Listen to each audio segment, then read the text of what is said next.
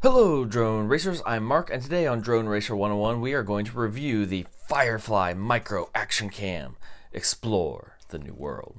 This camera is only about $25, so it's either going to be the deal of the century or a complete waste of money. Really, for $25, if it just functions, it might be worth that. So let's see what's inside.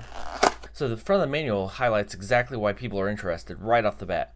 14 grams, super duper light, and it'll do 1080 30 frames per second. So that's probably going to be the deal breaker for a lot of people. If you really need 60 frames per second, this is just out. It's out. It's not going to work. What's really surprising to me is the 720p is also 30 frames per second. I kind of would have expected that to be 60 frames per second. Working time of 50 minutes, that's pretty short. You got to definitely be prepared, but you're getting all this because it's so super light. So the power button both turns it on and starts the recording. And then the mode button, it doesn't say how you tell whether you're in 1080 or 720 mode, at least not on this page. There we go, it's over here, because that's the main thing I wanted to know. On is 720p, off is 1080p. That, I think, tells me everything I need to know about it. Accessory wise, we get a GoPro mount for it. And yeah, a GoPro style mount. A cord that has a USB charging cord and a, what is that? That is not micro USB. Yeah, that's not mini USB. It's not micro USB. It's actually smaller than micro USB. This is the only cord I have that's going to charge this thing. And then it has an AV output on the same cord, interestingly. There's everything connected. And then on this side, oh, it already came out. The camera. So part of the reason I like it is it comes with a mount. So it's just there ready to go. What I'm going to plan on putting this on is my X140. This has got way more enough power for this. It won't even notice this on top. And with that mount, it'll go really nice. I'm going to have to move my antenna because that's kind of in the way, but I can strap that on there right there. And that's going to be my test bed for this. This does come out of here, so you could strap it on. But one of the things I noticed when I was just playing with it initially is the micro SD slot. One, it doesn't show which way the card goes in, which is not a big deal. Just don't force it. There we go. And there is no anything, no click, no anything, just pressure holding that in place. That's it. That's part of the reason there's this big gap here, because you can't click and push it out. You just have to kind of get your nail in there, get something in there to pull this card back out. Now when it's in here, it's actually locked in place. That covers over there, so it's probably made really to mount inside of this. That's good and bad. It makes it nice because a lot of ours have flat top mounts and it's included. It'd be nice if it was TPU, so it had a little give to it, but that's what holds the SD card in place. And I'm afraid if you take this out of this and try and use this without it, it's just not going to work. I'm afraid the card would fall out. So then the buttons on the top, we have the power, so we'll press and hold and turn it on. There we go. So that light, okay, so is that blue or green? That looks turquoise to me. I'm gonna hold this down, blue or off. If I hold down mode, okay, so there's green. If I hold it down again, so that's definitely blue. So that means it's on 720p. I want it on 1080. So if I press the power button again, it should start flashing and recording. So there we're recording.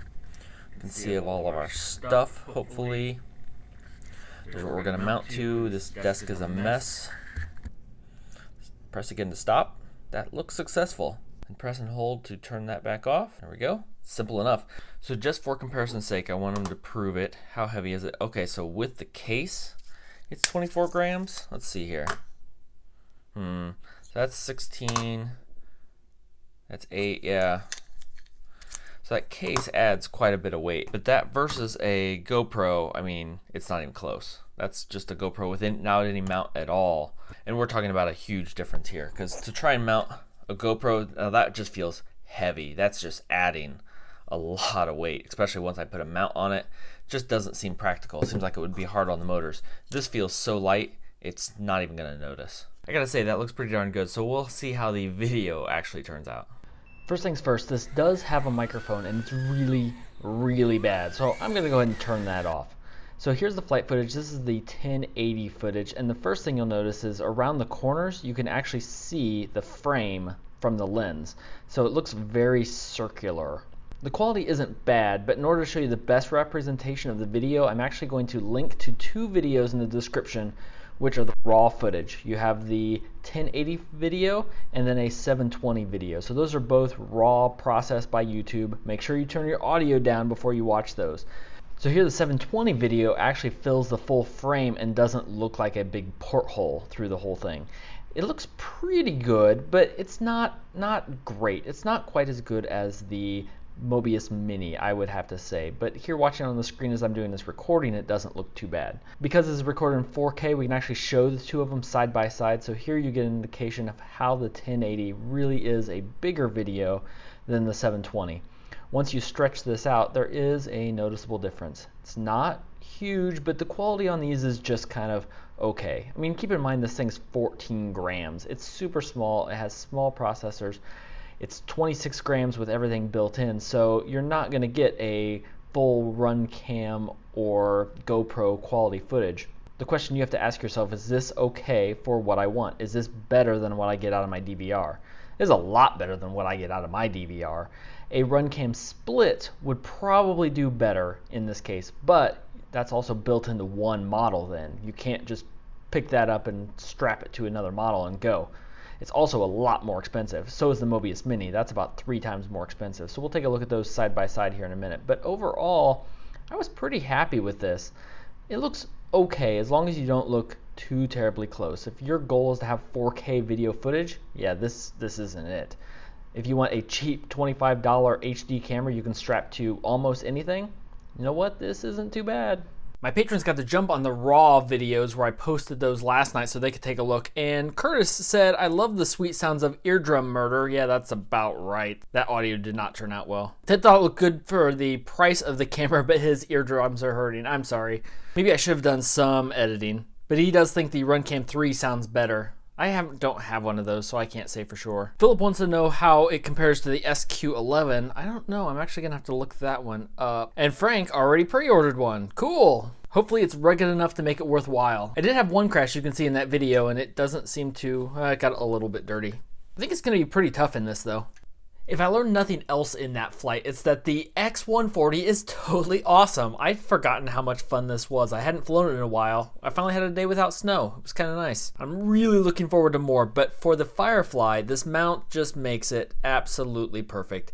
It could maybe have a little more angle. I think that's 30 degrees-ish. But for this size quadcopter, it worked really well. Its biggest competition is probably the Mobius Mini, which I reviewed not too long ago. The Mobius Mini is about 12 grams heavier than the Firefly, and it doesn't come with an angle mount, so you'd have to come up with something or print something yourself in order to get this nice angle, which this just connects right on. And it's 3 times more expensive, but it does do 1080 60 frames per second with a nice square cornered film. So it looks better. The video is definitely better, but it should for 3 times the cost. So if you found this useful, leave a like and a comment down below and let me know if you think Firefly is the best mini camera, or is it the Mobius Mini, or is it something else that I've not heard about yet. So until next time, remember, take my love, take my land, take me where I cannot stand. I don't care, I'm still free. You can take the sky from me.